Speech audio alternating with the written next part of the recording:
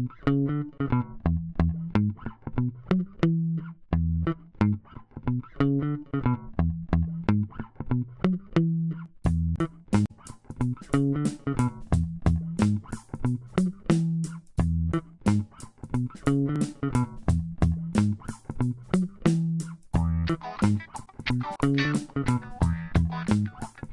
Ann Luce, and I am the director of Brightwater Montessori School and Brightwater Elementary. We started Brightwater Montessori 5 years ago with a mission to serve low-income and middle-income families and provide a Montessori option in North Minneapolis. The Montessori educational system was started over 100 years ago, and Maria Montessori started developing materials when she was working with special needs children and developed all types of developmental sequencing and what we call now sensorial materials. And then she took a position working in what we would call the slums of Rome, in sort of tenement houses, providing daycare actually, and created Montessori classrooms that worked for those students who were there for a long period of the day. And it created quite a spectacle because people were so interested in what she was doing and how she was reaching children and how independent they became and how these children who everyone thought were just lost causes became so concentrated and immersed in this work. The Montessori classroom has materials that are really perfect for the development of the child. Stephen Hughes, who's a neuropsychologist, would say it's the perfect brain work for a child. The perfect work for the child's growing brain is the Montessori classroom. The Montessori philosophy of going at a child's speed and providing a variety of experiences for them, a variety of learning from them that they can take when they want. You know, maybe they're not ready to learn number symbols and quantities, but maybe they are interested in really learning the 7 continents, you know. And I liked watching how the children, when guided correctly, they just move about in the classroom in a way that is so, it's so surprising. You know, you give them the structure and they know what to do with it. You know. Big part of Montessori education is something called freedom and responsibility. They have the freedom to do anything they want to within the environment that are within the rules. There's the responsibility. They are also responsible for getting certain things done. And depending on how the guide structures the classroom, they may be responsible for getting some of their things done by a certain day or date. They may be responsible for getting certain things done by noon every day. This is the verb symbol, this is the adjective symbol, and this is the noun symbol.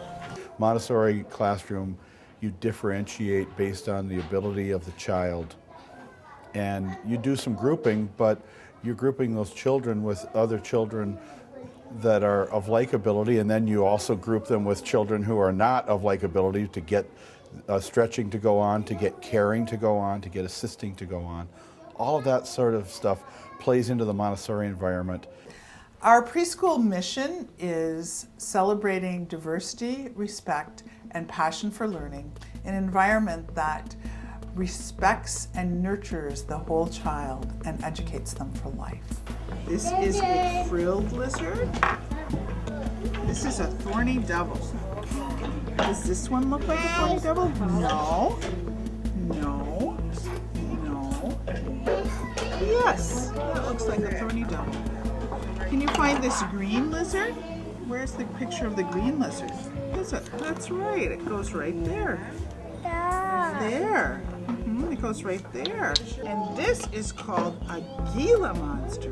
Where does this lizard go?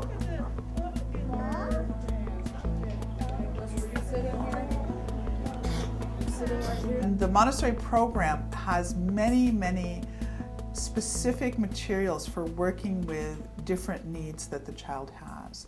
So in the classroom you'll see sensorial materials that enhance the senses and also work the small and large motor skills. And in the toddler classroom, you'll see that too. And you'll sort of see those materials in the elementary being used in a different manner. Then imagine with this piece of material, and you see what you can make. And this is a cute angle, so let's get the acute angle out, and let's label it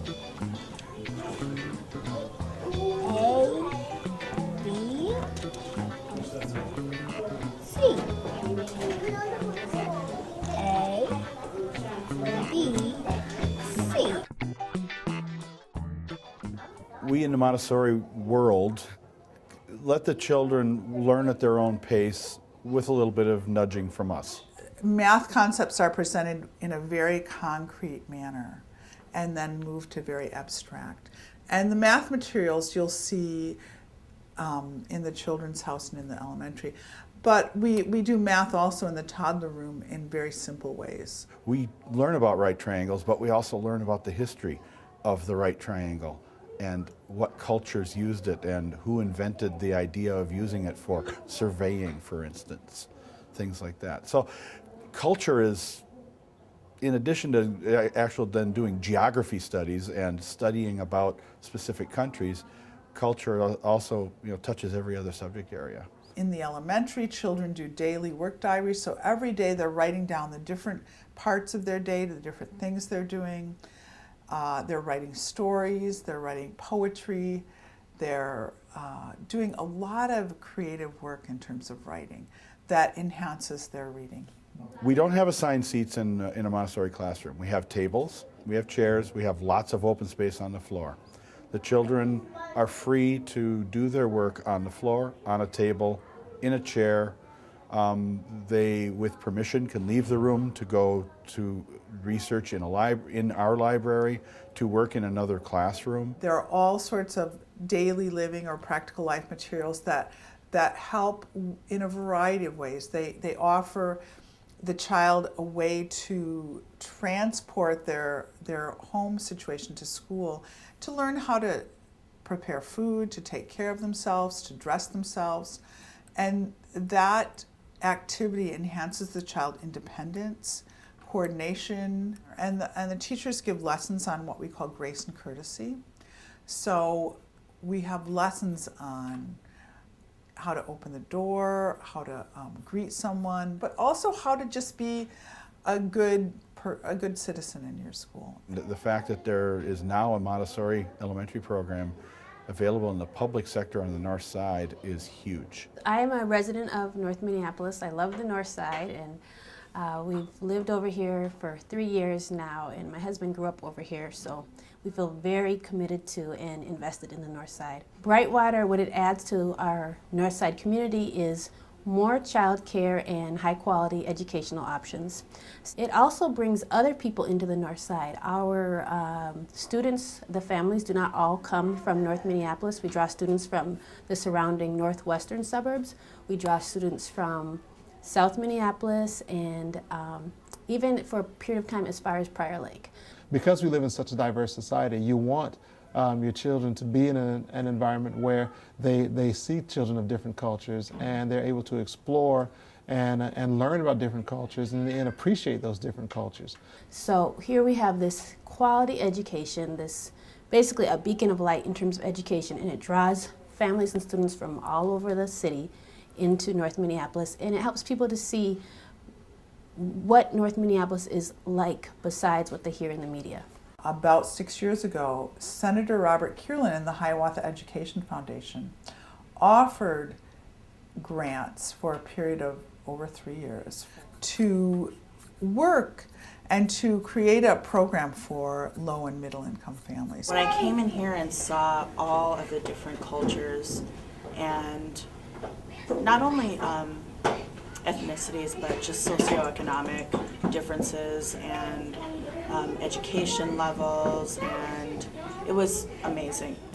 You know, just to see how independent each individual was and how, you know, how they worked individually, I really liked that.